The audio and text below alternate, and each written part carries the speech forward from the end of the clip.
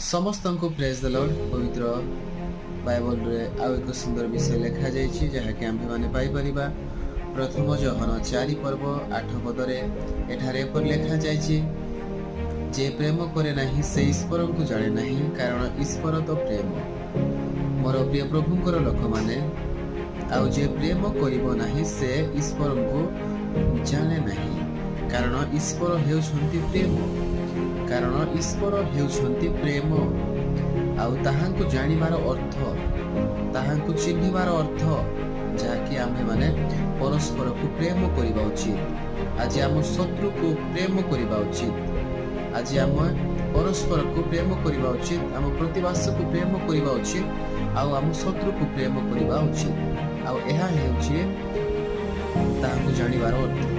ए छोटिया वाक्य दे प्रभु आम समस्त को बाहुल रूपे आशीर्वाद करते।